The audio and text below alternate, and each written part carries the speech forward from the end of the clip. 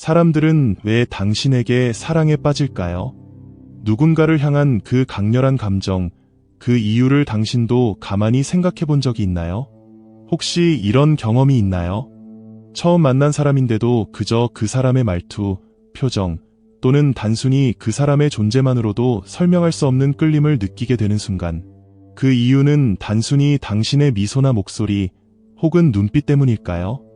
아니면 보이지 않는 어딘가에서 더 깊고 근원적인 무언가가 우리를 조용히 끌어당기고 있는 걸까요? 20세기의 가장 위대한 심리학자 중 한 사람인 칼 융은 이렇게 말했습니다.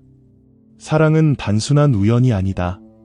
그는 사람들이 누군가에게 사랑에 빠지는 이유가 단 두 가지뿐이라고 말했죠.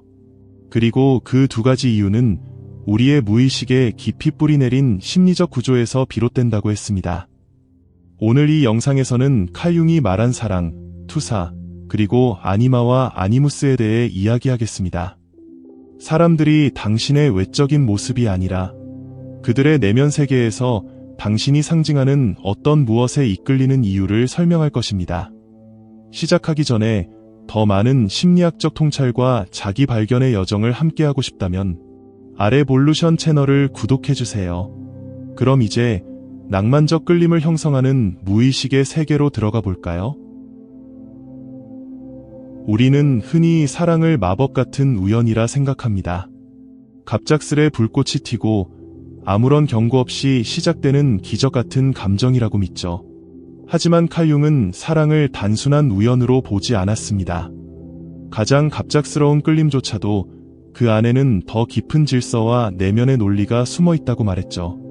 그것은 단순히 운명의 장난이 아니라 우리의 무의식이 만들어낸 결과물입니다.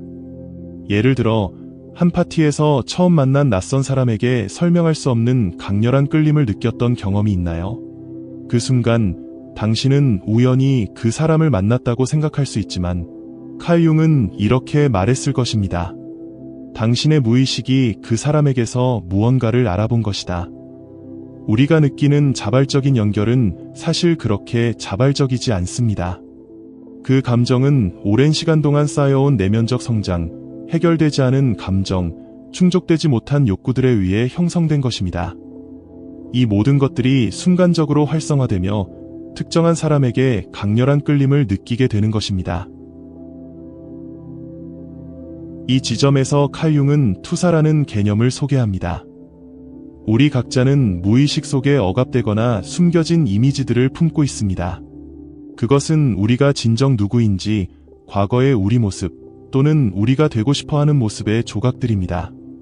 이런 이미지들은 단순히 사라지지 않습니다. 그들은 기다리며 다른 사람을 통해 우리에게 말을 걸어옵니다.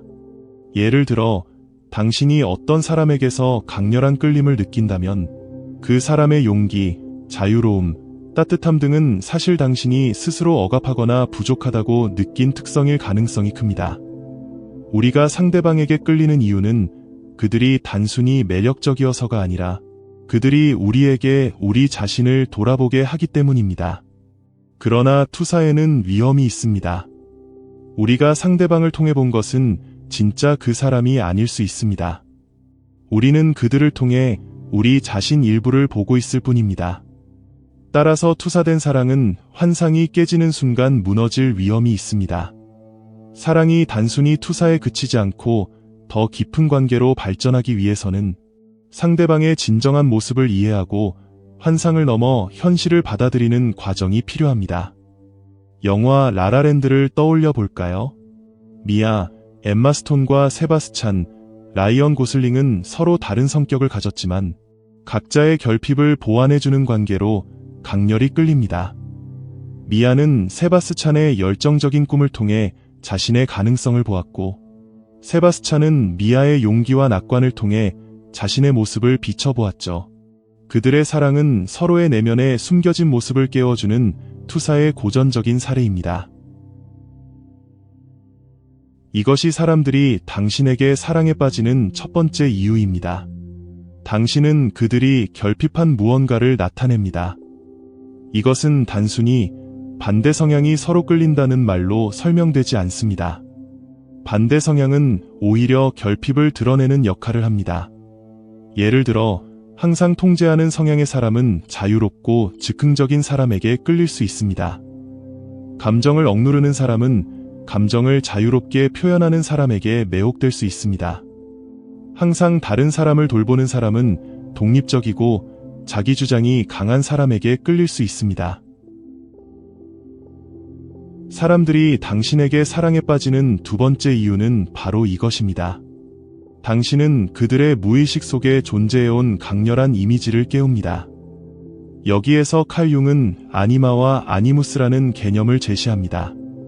이것은 우리의 내면 속 이성의 원형적 이미지를 말합니다. 아니마는 남성의 무의식 속에 자리 잡은 여성성의 이미지이고, 아니무스는 여성의 무의식 속에 자리 잡은 남성성의 이미지입니다. 이 원형들은 어린 시절 부모와의 관계, 그리고 사회적 경험을 통해 형성되며 우리의 무의식 속에 깊이 새겨져 있습니다. 시간이 지나면서 이 원형은 강렬한 감정적 청사진이 되어 우리가 이 청사진에 부합하는 사람을 만날 때 운명처럼 강렬한 끌림을 느끼게 됩니다. 예를 들어, 어린 시절 부모가 보여준 사랑의 방식이 무의식적으로 각인되어 우리는 비슷한 특성을 가진 사람에게 끌리는 경우가 많습니다.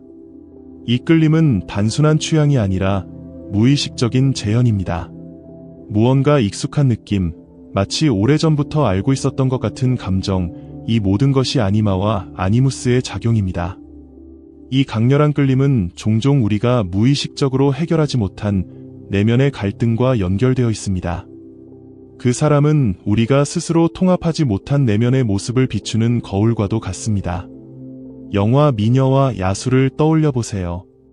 야수는 자신의 부정적인 모습과 사랑받지 못할 것이라는 두려움 때문에 자신을 가두고 살았습니다.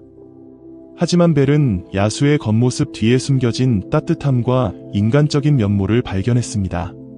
이는 단순한 사랑 이야기가 아닙니다. 벨은 야수에게 자신의 그림자와 대면할 용기를 주었고, 야수는 벨을 통해 자신의 사랑받을 가치와 가능성을 깨달았습니다. 이 관계는 서로의 무의식 속 깊은 이미지가 어떻게 서로를 변화시키고 성장하게 만드는지 보여주는 완벽한 사례입니다. 하지만 중요한 것은 이 모든 끌림이 단순히 다른 사람에 관한 것이 아니라는 점입니다. 사랑은 언제나 나 자신을 깨우는 여정입니다. 당신이 누군가를 통해 느끼는 강렬한 감정은 사실은 당신이 스스로 발견해야 할 내면의 진실을 비추고 있을 가능성이 큽니다. 다음에 누군가에게 끌림을 느낀다면 이렇게 해보세요. 그 사람에게서 나를 끌어당기는 특성을 찾아보세요. 그들의 용기, 따뜻함, 자유로움 등 무엇이 당신을 매료시키는지 적어보세요. 그 특성이 내 안에서도 발견될 수 있는지 질문하세요.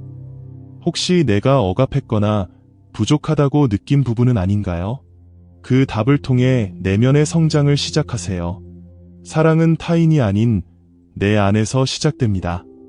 이 질문을 스스로에게 던진다면 당신은 단순한 감정적 끌림을 넘어 스스로의 내면을 더 깊이 이해하고 성장할 수 있을 것입니다. 이 영상이 당신의 사랑과 관계에 대한 이해를 깊게 했다면 좋아요와 구독을 눌러주세요. 그리고 댓글로 당신의 경험과 통찰을 나눠주세요. 심리학과 자기 발견의 여정을 함께하고 싶다면 아래 볼루션 채널에서 만나요. 다음 영상에서 뵙겠습니다.